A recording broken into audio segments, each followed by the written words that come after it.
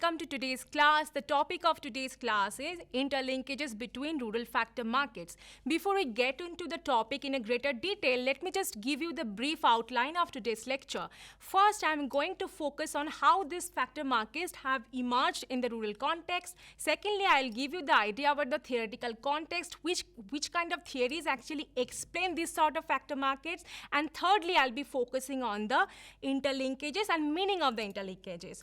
After you are done with this lecture, what are you going to expect out of this lecture, right? So you just have to check on whether you have got this idea or not. Firstly, whether you have understood why these markets have emerged, whether you have understood the principal agent model correctly, and whether you have understood the idea of interlinkages and why the interlinkages are prevalent in the rural economy.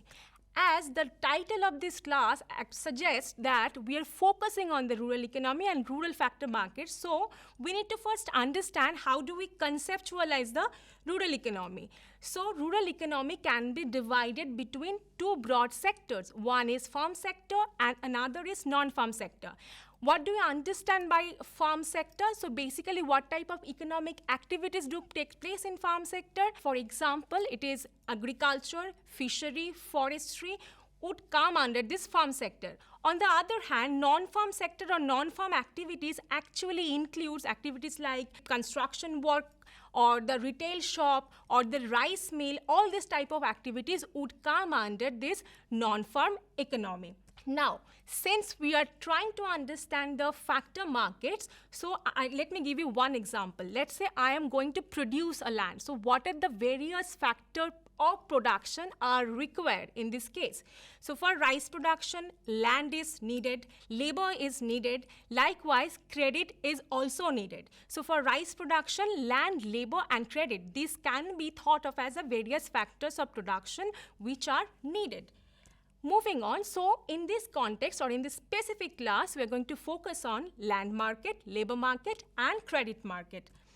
Okay, now let me give you the idea why land markets have emerged. Just remember one thing, if any markets for factors of production is emerging, it is emerging because of the unequal ownership of this particular factors of production. So in case of land, all of us have little bit of idea of it that huge amount of land is actually concentrated in a fewer hands, right? And most of the people are left with very small amount of land. So the point is the circle which I have drawn in on the slide is showing that family B is having a huge circle. What does it mean? It means family B owns a huge plot of land. But what are the number of members of family B? Is just 3 members, right?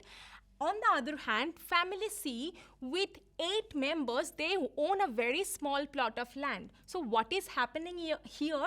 Family B actually requires someone to farm their land, whereas family C does not need this many members because they just can't farm, all of them can't farm in the small plot of land. So that is why there is a demand from family B, so they can lease out some amount of land to either to family C or to family A. On the other hand, family C might think, okay, there are people who are just sitting idle in our home, so they can work on someone's land and get some money. So that's how at the demand side, there are big farm or big landowners who would like to lease out their land. Or on the supply side, there are small landowners or small farm, they would like to take land in lease, right? So, and this will happen in the context of this rural market. So that's how the rural market for land has emerged. Now moving on, why labor market? Why do we see labor market in rural areas? So the point is, likewise, I said that most of the people, the land ownership is very unequal. Then there are people in the rural area who don't even own any land. There are landless people in the rural area. So how are they going to survive? How are they going to live their life? So what they can do, they can go to someone else's land, they can offer their labor. So they might say that, okay, fine, I'm ready to work on your land, but in exchange, please give me some amount of wage. So that's how the labor market has also emerged. On the supply side, there are landless labor or landless people in the rural area, and on the demand side, there are large landowner. Moving on, so credit market. Why credit market? We know credit is required to, let's say, to take out some production process or maybe to invest on something. Let's say farm C or farm B, who is a big landowner, they are deciding that they're going to invest on some tractors or some high-yielding variety seeds. So what do? They require money. They can go to the bank to ask for the money. Similarly, the small landowner, they might think, I need to continue my production process. I need to buy fertilizer, I need to buy seeds. I may not have the money, but I need to continue the production process. So that's why I also need that amount of money. That is why, again, there is a demand perspective is coming out. So all the farmers, be it the small or be it the large farmers, they might want or they might demand some amount of money. On the other hand, on the supply side, we might have rural bank, we might have government agencies, we might have the rural money lender who will be ready to give the loan, right? So that's how the market for the credit has also emerged in the rural context. Output market. What about the output market? So whatever farmer is producing, they need to sell it off, right? The farmer, they just don't produce for themselves. They also produce for the market, right? Or like for all of us. So what do? They go to the market, they either go to the wholesale traders, they either go to the retail tailors or traders, or maybe just simple to the buyers, right? So that's how the output market has also emerged, where farmer would go to sell off their product, right? And whether the wholesale trader or retail trader would be there to buy their product, okay? So I hope it is clear so far that there are three types of market in rural area. Now the question I would ask you to think at this point of time, and I would ask you to recollect the existing knowledge you already gathered from your first year of your micro economics. So far we have learned about perfectly competitive market structure to understand any kind of market. So do you think the perfectly competitive market structure would be applicable to understand all three kinds of market which I have just described? So think about it. We will again discuss.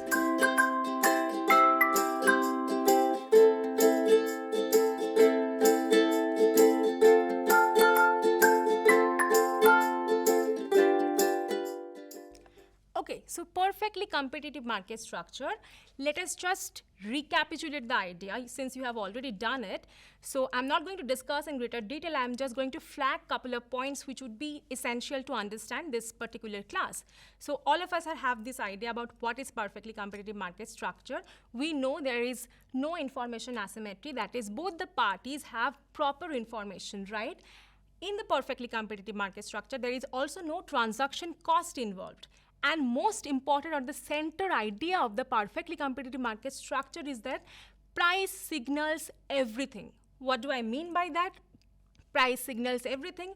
It means that if there is a, let's say, scarcity of goods, the price would adjust accordingly. If there is surplus of the production or goods, price would adjust accordingly. And accordingly, buyers and consumers or producers, they will also adjust their demand and supply, right? So price plays a very significant role in a perfectly competitive market structure. But it might happen that, so perfectly competitive structure is like an ideal situation, but our reality or the real scenario may not be that ideal. So it might happen sometimes price is actually not capturing everything, or price is giving us the wrong signal. So now the question we need to ask, why does price fail? So that can happen on the following ground.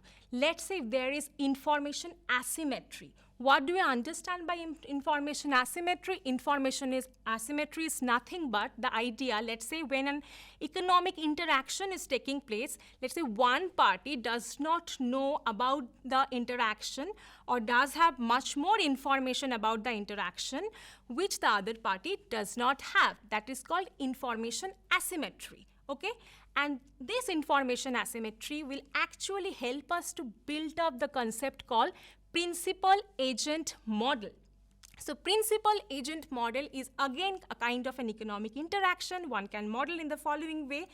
There'd be a principal, there'd be an agent, and the interaction would happen, economic interaction, I mean by that. So principal wants something and the agent would do something else. So there would always be a divergence. principal would like the agent to take certain actions, or principal would like the agent to behave in certain way so that it favors the principal. But generally it does not happen. And even if there is a contract, so the contract can be written, we know that, but even if there is a contract, there are certain things which you really can't put in a contract. So it's not a binding contract, okay? So the model we are going to discuss, or we have already discussed so far, is known as the principal agent model. Now, again, I'll give you a question here. Do you think, is it possible to apply this principal agent model to understand the credit market? Think about it and I'll get back.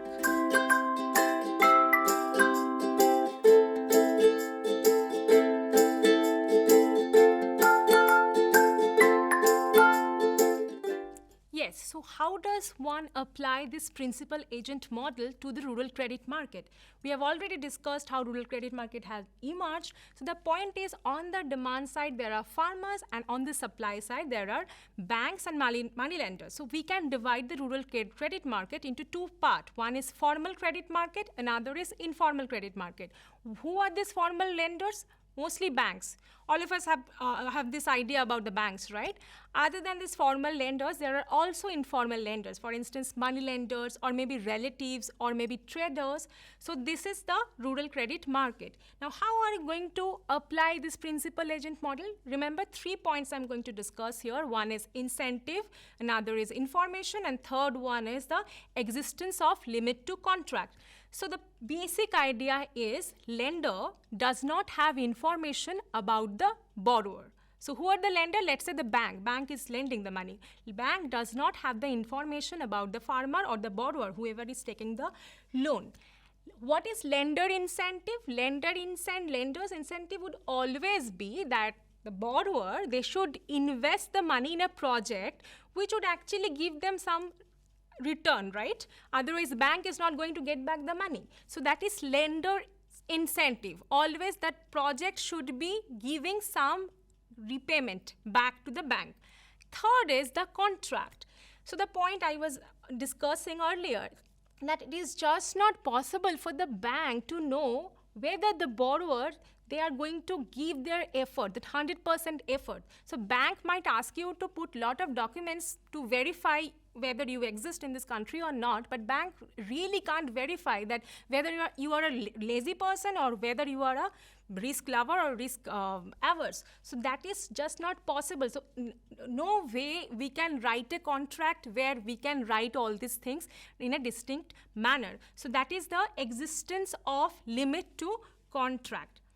As a result, what is happening? As a result, lending is a very risky game. So bank's money won't be in the safe hand. And if the bank is not getting back the money, that is, if the borrower is not paying the bank, then what will happen? The bank will come under loss, right? Bank will have loss. And we know the bank is nothing but a profit maximizing institution. So it can't run its business if there are a lot of thousands of defaulters, right? So as a result, what would bank always ask? Bank would always ask for collateral. So you have to take money from me, so you put some collateral, and collateral could be any kind of assets, right? So bank always asks for collaterals. What has been observed in research, that this formal loan and the rate of default is quite high, right? So the data is showing that in 2004-05, the 71% of rural household, they actually defaulted. They could not repay back the loan. And it mostly happened to agricultural household, like household who borrows for this purpose of agriculture. There are 83% of rural household who could not repay back to the bank. So you can understand that bank would always think twice before giving loan to this rural household, and particularly to the rural agricultural household. Then what is the option? If formal bank can't reach to this type of customers, then what would happen? There we are getting this informal credit market. But one important feature of this informal credit market is that their rate of interest is quite high, even higher than the formal credit rate of interest. Why? Because they're also considering, obviously there is a risk, right? Risk of the default. So two types of default we generally observed in the market is, one is the strategic default. That is, I have taken your money and I am not going to pay you. I might just go off from this place. I don't know you. I can say a lot of things, right? And one could be involuntary default. Suppose you have taken a loan for agricultural production. You have invested, you have put lot of effort, but then at the end of the production cycle, there is a flood. So it is not in your hand at all. So what would you do? So you are, even if with all your intention, with all your positive intention, where you wanted to give back or repay the loan, you could not do it. So this is known as involuntary default. So since there is risk or default risk or this type of default risk, that is why informal money lenders or informal lending market charges you high interest. I have put it in terms of a small equation. So here, I is the interest rate charged in the competitive equilibrium. R is the opportunity cost funds for every money lender, and P is the probability of repayment on every rupees lent out. Obviously, 1 minus P would be the probability of default. So when P equal to 1, that is, there is no default risk, that time we have I equal to R. That is that time. So when there is no default, that time informal rate of interest and formal rate of interest would be similar, would be equal. But when P is less than 1, that is when there is a risk of default involved, that time I would always be greater than R. That is, informal rate of interest would always be higher than the formal rate of interest. So there are a lot of research actually have taken place. So economists like Abhijit Banerjee and Astha Duplo, they have showed that actually if monitoring is higher, then the default is lesser in case of informal money lending. Now the question I am going to ask you, as you have understood that information asymmetry actually rules this credit market, right? Formal credit market, they are saying, okay, there is information asymmetry, I'll ask for collateral. But informal credit market, they are thinking in a different way. But now the question I am going to pose here, do you think we should come up with some kind of policy instrument which actually can address this information asymmetry, or at least minimize this information asymmetry?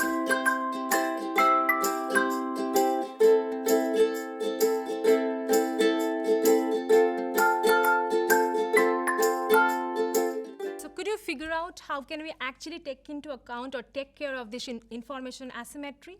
Well, there are ways. Actually, within this informal sector, there is a process called interlinkages, right? So let me now define what are interlinkages. In this particular lecture, I have defined interlinkages in terms of credit market transaction. So what do I mean by that? So if any kind of transactions are taking place in credit market, that will be linked with any other kind of market. It could be linked with labor market, it could be linked with output market, or it could be linked with land market, right? Moving on, let me illustrate how actually this happened. So generally, interlinkages, while defining interlinkages, we have to remember, we have now in the plane of the informal lending. So now let's say if a farmer is asking for money from, let's say, from the trader. So as I have already spoken about, that after the produce, the farmer generally sell off their produce or sell off their crops to the traders, right? Either wholesale traders or retail traders, right?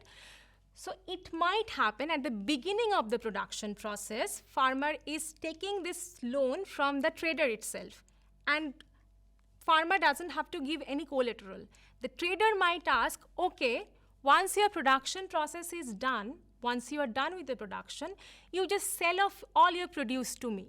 So in a way, what the trader is doing, the trader is actually taking the claim on the farmer's crop even before the production has happened. Why he is doing that? Because he is providing the farmer with some amount of money, or the providing with the credit with the farmer. So after each production cycle, what the trader does, trader anyways go to the farmer's field to buy all the produce. So now the trader has much more incentive to go and take or buy or the purchase the produce from the farmer. So it's in a way easier to enforce. Because why? Because obviously a trader and a farmer, they live in a same rural space, right? So it's easier to enforce because trader also knows the farmers, and anyways the farmer would always sell their product to the traders. So what is happening here in this particular case? There is a credit market, there is an overlapping, right? Credit market as well as output market. So credit market contract is actually interlinked with the output market contract. Second illustration, how credit and labor and land market can be interlinked. Let me just explain this point here. So it might happen, let's say I am an agricultural labor. I need some amount of loan. I can go and ask for this loan to my landowner. Let's say I work in their land, right? Now this landowner will definitely give me the loan. Why? Because landowner knows that, okay, this labor is with me, working with me, right? So landowner will give the loan, and landowner knows that I know this person. So somehow this information asymmetry is little bit lesser in this context. And anyways, while labor is working in landowner's land, they are having a labor contract, right? Now, since again there is another sort of contract, is the credit contract. Both these contracts are together existing simultaneously. Now, if the labor defaults, that landowner might say, I don't need you as labor, so just go off from my land.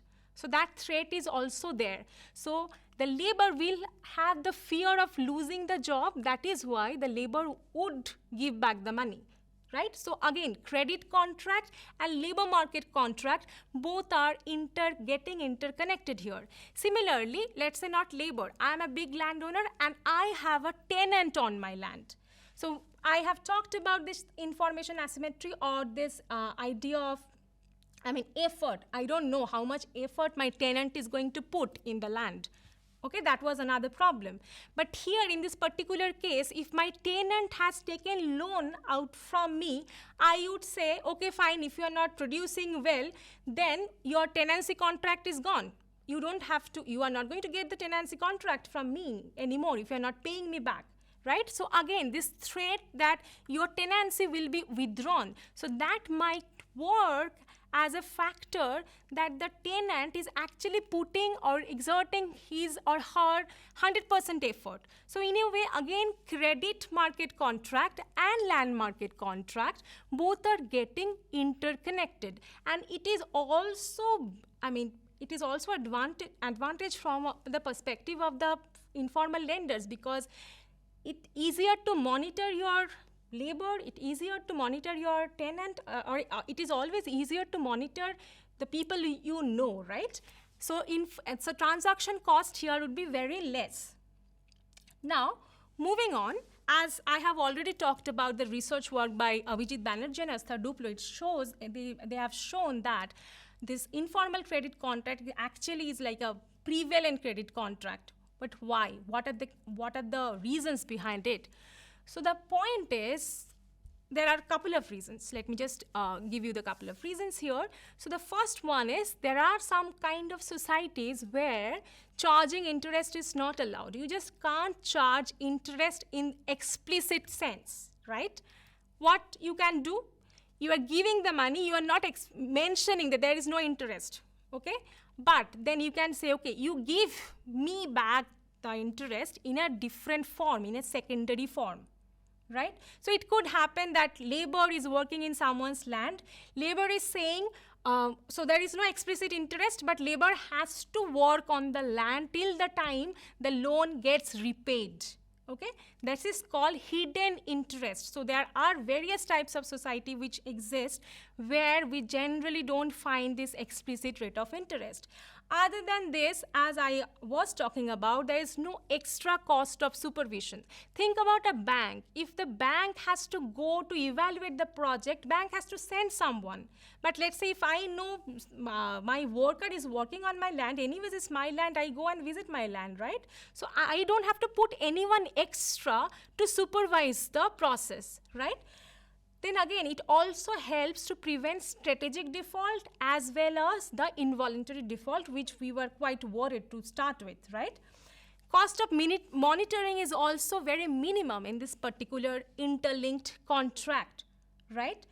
Other than that, there are two important points which interlinked contract actually, quite beneficial is that credit contract and labor contract, when they are together, they're actually doing the surplus maximization scenario, which is always desirable for us.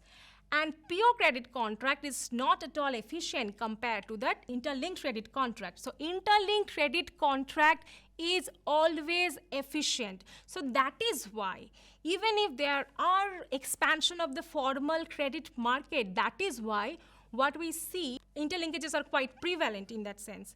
Okay, so what are the take-home points? Here, so we started with various types of market. Why various types of markets have emerged? So you have to remember just one point, that if there are unequal distribution or unequal ownership of any kind of factors of production, there will be markets for those factors of production. That is point number one. Point number two is perfectly competitive model, very fine, very well accepted, but now we need something else. We need principal agent model to understand this sort of market.